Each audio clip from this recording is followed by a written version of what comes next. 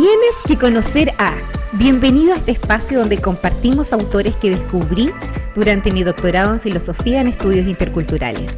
Si te interesan temas como fe, cultura, filosofía y cosmovisión, este podcast es para ti.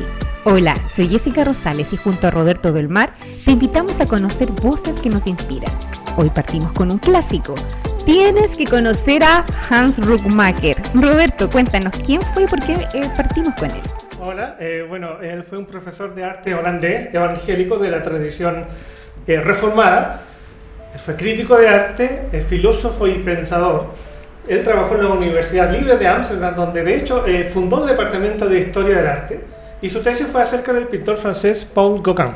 Para la gente que no conocen o que no están interiorizados, Paul Gauguin es este pintor francés de finales de 1800 que pintaba a mujeres de la Polinesia típicamente con colores bien intensos.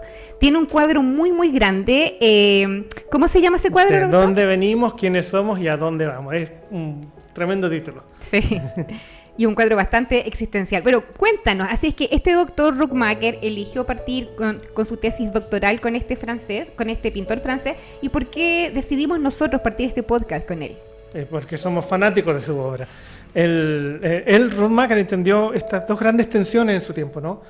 La ambigüedad de los cristianos frente al arte y la ambigüedad de los artistas frente a la fe. Y fue muy conocido gracias a un libro que él escribió en los 70 que se llama el arte moderno y la muerte de una cultura. ¿Y por qué crees que Rockmaker logró generar tanto impacto en su ambiente?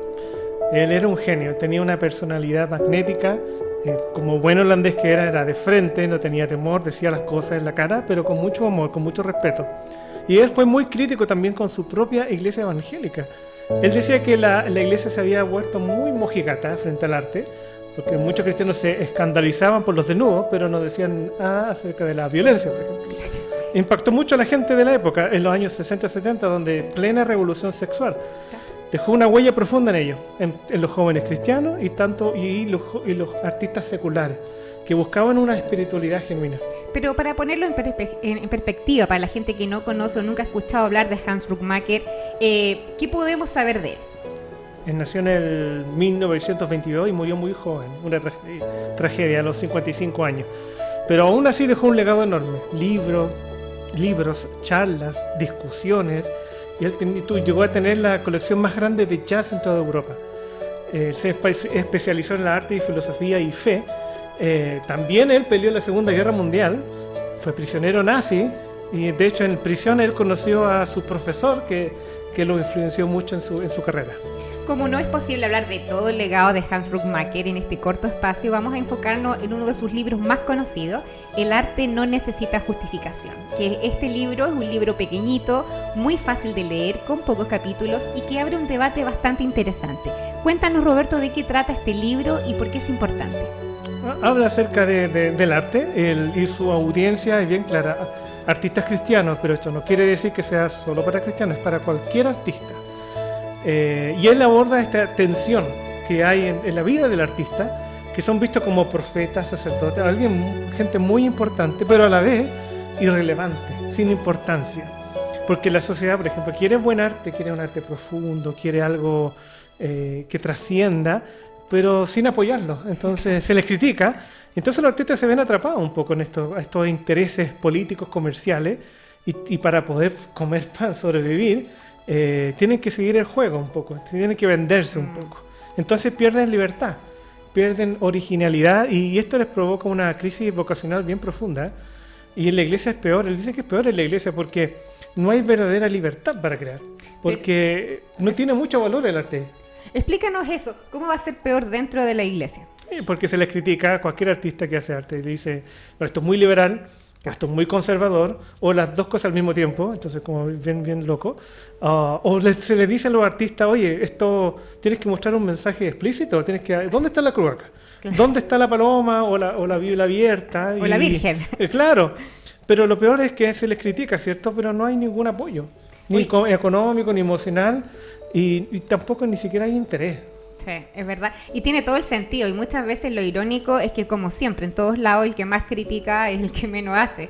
Lo triste es que en muchas iglesias el arte solo se valora si es explícitamente como entregando el mensaje, como utilitario, predicando, ya sea como el mensaje de la cruz, que no hay nada de malo en la cruz o nada de malo en la Virgen, pero cuando ya es utilitario, ¿verdad? Y como si el arte solo por sí mismo no pudiera existir dentro de estas comunidades. Es bastante triste, pero porque en esta misma comunidad es que se valora lo divino, lo lindo de Dios, y no pasan. ¿Qué pasa con esas expresiones de belleza, verdad? De la espiritualidad, de todo eso. Bueno, eso es exactamente lo que él critica fuertemente. Y él tiene un mensaje muy claro y directo. Necesitamos incluir arte en nuestro espacio de fe, que está bien, pero también en nuestra vida cotidiana.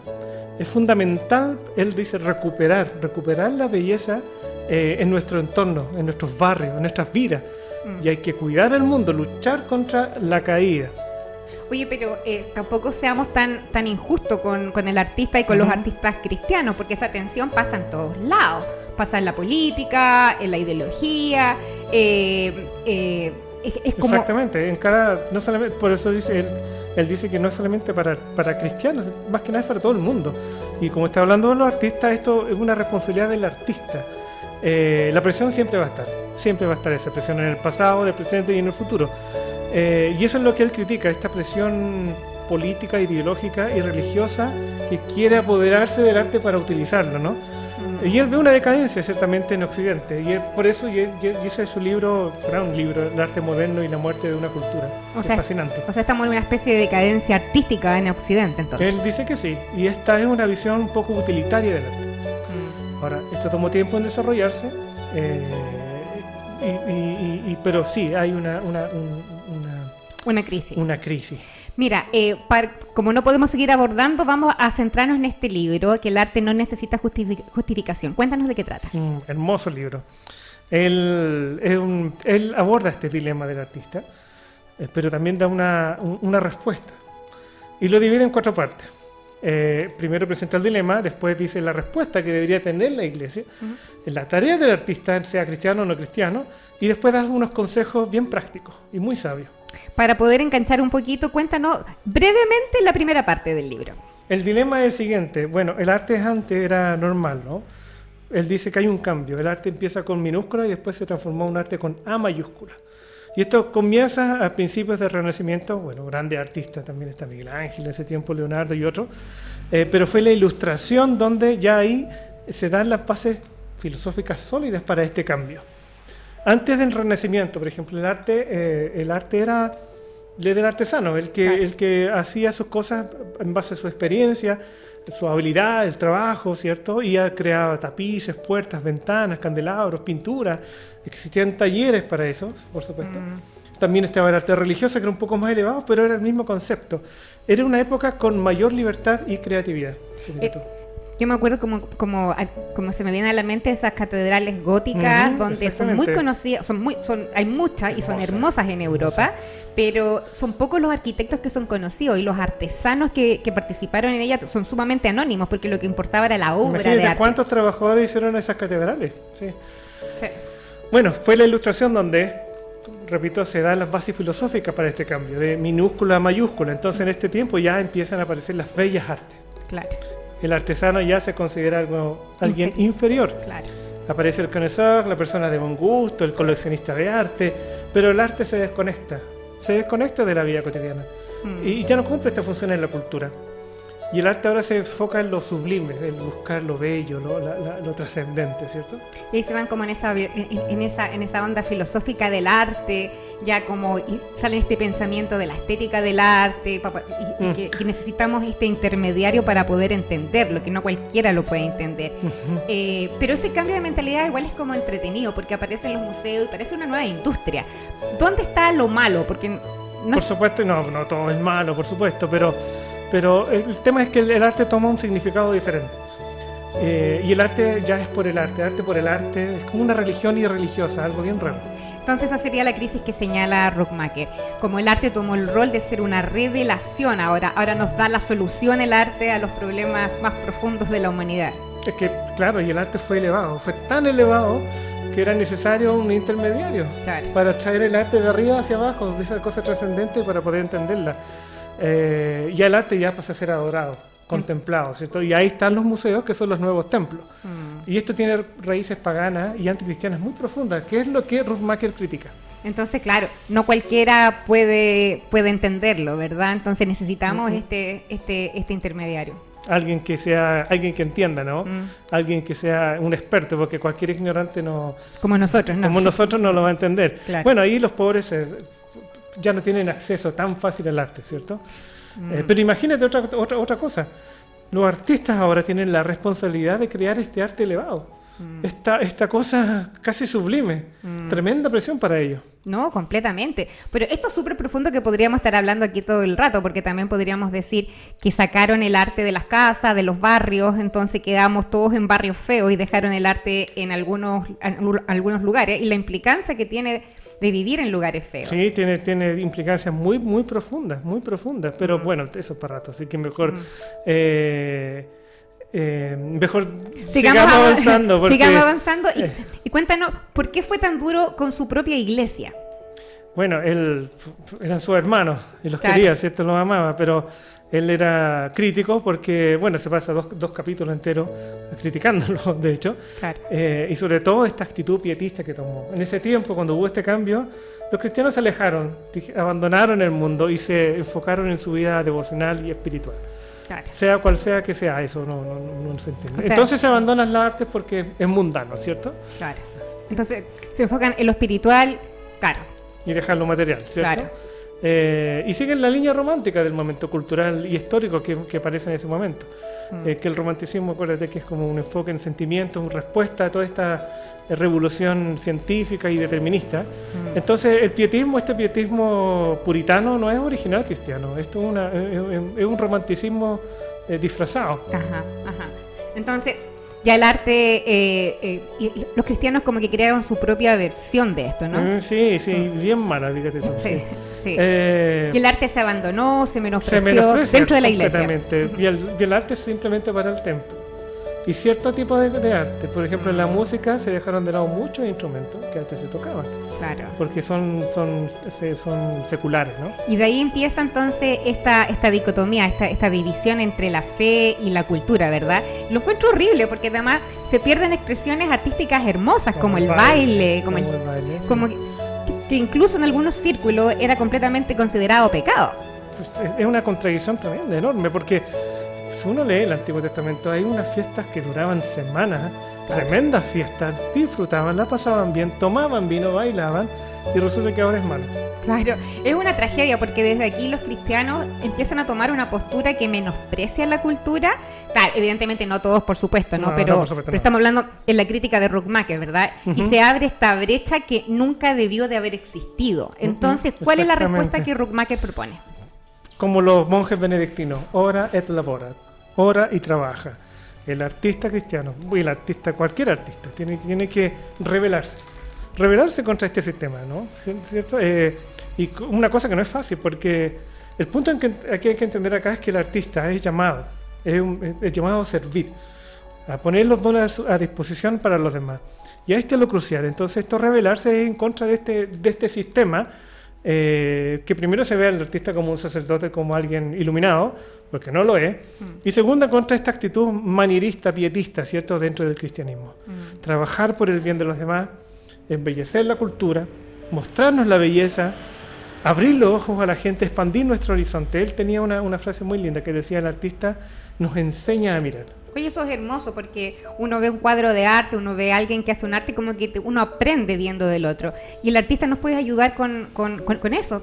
Me gustaría que expliques un poquito más ese concepto que mencionaste, que Ruckmacher destaca la honestidad en el arte.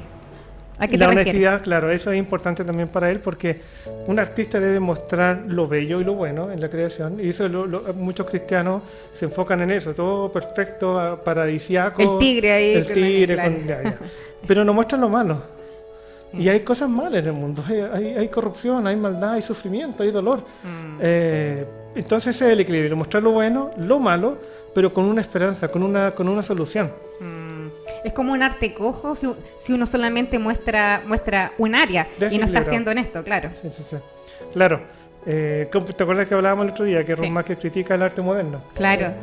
Y no solamente porque sea moderno, sino porque muestra el arte moderno una desesperación, que un nihilismo que al final la gente, y de hecho muchos jóvenes terminan así muy hasta deprimidos con tanta desesperación, sin esperanza que muestra ese arte. Sí, se enfoca tanto en la cosa mala, en la desesperanza que pierde el foco un poco, ¿cierto? Es un arte equilibrado, él dice. Y él dice también que hay que rebelarse contra esto y hay que rebelarse contra este utilitarismo en el arte, por supuesto. El arte no es mera propaganda. El arte no necesita justificación. Pero para ir cerrando, ¿cuál es el punto central de este libro? Eso mismo, el arte no necesita justificación, ni ideológica, ni religiosa, ni política. El arte tiene su significado especial. Él da un ejemplo del árbol. El árbol nos puede dar, tiene muchas funciones. Nos puede dar sombra, puede ser un nido de pájaro, puede usarse como estructura para construir, papel, etcétera, etcétera. Pero su significado no está en esas funciones, ni en todas esas funciones. Su significado está en que una criatura creada por Dios. Dios le da ese significado. Me gusta ese ejemplo del árbol porque no es solo para dar madera o para dar fruto, pero los da. Pero tiene el valor en sí mismo, y eso me hace pensar que el arte también tiene un significado intrínseco. No necesita una utilidad para justificarse, y eso abre algo súper bonito, porque no tienes que tener una razón para empezar a crear. Entonces el arte también puede ser simplemente una expresión de estar vivo. Cualquiera puede comenzar a crear algo bajo esta perspectiva, si te das las ganas de hacer algo, de expresar tus sentimientos, adelante, porque el artista debe expresar su mensaje. Tiene que ser honesto también con su mensaje, con su visión, cristiano o no cristiano. Claro. Y tiene que hacerlo con pasión, con amor y con dedicación. Y con mucho trabajo. Tiene que mostrar su visión, de acuerdo con esta realidad y lo que existe. Pero tampoco tiene que mostrar lo feo como bueno, o ni lo bello como feo. Ahí está la honestidad, ¿cierto? Pero también si alguien quiere mostrar injusticia, eso va a ser feo. Sí, ¿Qué nos dice Rothmacher frente a eso? Por supuesto, criticar un arte que critica está súper bien, está súper bien, pero hay que hacerlo con honestidad y equilibrio. El consejo que da, el gran consejo que da Rothmacher, y yo estoy muy de acuerdo con él, es que la gran norma del arte es el amor. Para producir arte, la norma es el amor. Se puede criticar en amor, se puede hacer criticar. Porque es muy distinto criticar en amor que criticar con odio. Claro. Se sabe, se siente. Es un arte que eleva a las demás personas, a tus amigos, incluso a tus enemigos. Es un arte que no busca humillar. Cuéntanos de qué es lo que se trata eso de cómo es que no busca humillar. Sí, es una pregunta interesante porque él da un ejemplo muy de su tiempo. Él decía que el arte nazi, por ejemplo, los nazis tenían, como alemanes, súper profesionales, hacían muy buen arte. Pero por eso era tan bueno y era tan malvado. Porque denigraba a su oponente, a los judíos, lo mostraba como subhumano y lo hacía muy bien. Entonces, eso es humillar. No buscaba elevar a los demás, sino que humillarlos. Y muchas veces el arte propagandista, que se utiliza mucho en política, tiende a eso, a humillar a mi oponente, porque quiero ganar la elección, ¿cierto? Quiero obtener, y está bien, ¿cierto? Pero ya cuando empieza a humillar a los demás, Rothmacher no lo aconseja. Y hay mucha música también hoy día, hay mucha música que denigra, por ejemplo, a las mujeres. Entonces humilla de cierta manera, ¿cierto? Claro. Eso es lo que dice, no lo recomienda. Claro. Bueno, entonces todo lo verdadero, todo lo honesto, todo lo puro es lo que va en línea de Rothmacher. Claro, se puede señalar lo que está malo, ¿cierto? Pero muy con amor, que es distinto hacerlo con odio. Va súper en contra de lo que pasa hoy día. Sí. Tiene harta valentía, ¿no? Mucho, va en contra de todo lo que hay, ¿cierto? Y también da otro consejo, ¿cierto? Para terminar, a los artistas les aconseja que no busquen la grandeza, busquen el anonimato. Si puedes, no es que no puedas ser grande, pero eso está reservado para los genios. Y si eres genio, bien, adelante, pero no te frustres porque no todos tienen ese talento. Tienes que ser fiel con tus capacidades. Habrá errores en tu arte, no será perfecto, pero eso está bien. Por eso está la práctica, el trabajo y buscar, ¿cierto? Buscar. Y conocer nuestros límites es súper importante porque muchas veces nos exigimos más de lo que somos. Y él dice, no es que tienes que dar más de lo que eres, sino que tienes que dar todo lo que eres. Ese es el punto, porque somos únicos. Cada uno de nosotros, si quiere hacer un tipo de arte, es único, tiene un mensaje único. Se comunica de una forma distinta. Bueno, y eso cambia todo. Y además que es muy liberador, porque te saca la presión de ser un genio cuando realmente no lo eres. Lo único que quieres es ser feliz, digamos. Claro, pero eso va de la mano también con trabajar y esforzarse, practicar. Porque no todo es genialidad, iluminación, como muchas veces se entiende el artista, ¿no? Como alguien iluminado. Es práctica. Los músicos practican mucho. Sí. Y eso te lleva a desarrollar un buen gusto, práctica, buscar un estilo. Entonces, mientras más trabajas tu talento, más entretenido vas y más sabes cómo suena, cómo no suena, cómo está tu cuento. Vas cómo... desarrollando tu sentido, el buen gusto. Sí, eso, pues, claro, Súper. es una... Para ir terminando, ¿qué sería lo que tú aconsejarías a la audiencia si el artista está confundido, si no sabemos si hacer algo, si seguir con este trabajo, si hacemos el podcast o no?